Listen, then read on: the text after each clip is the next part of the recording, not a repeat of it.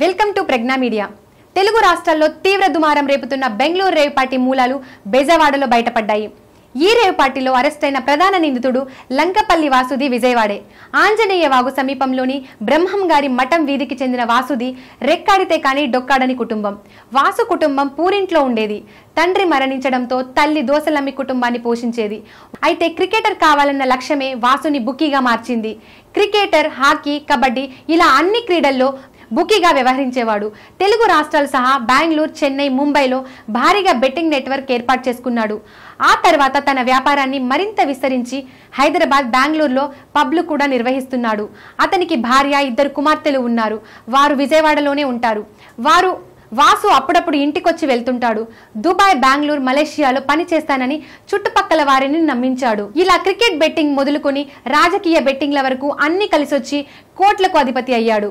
Cricket సహా దక్షిణాదిలో ఏ రాష్ట్రంలో ఎటువంటి ఎన్నికలు జరిగినా బెట్టింగులు నిర్వహించేవాడు.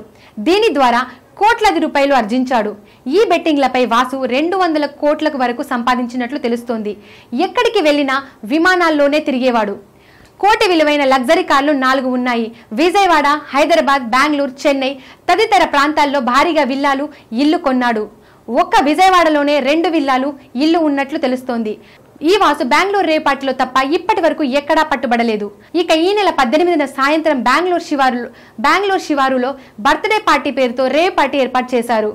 ఈ పార్టీకి దాదాపు 250 మంది వరకు హాజరైనట్లు తెలుస్తోంది. ఇప్పటి వరకు 101 మందిని గుర్తించగా పరారైన వారి వివరాలు సేకరిస్తున్నారు. ఈ పార్టీలో భారీగా డ్రగ్స్ వాడినట్లు తేలింది. పార్టీలో పట్టుబడిన వారిని బ్లడ్ శాంపిల్స్ కోసం టెస్ట్ కు పంపించారు.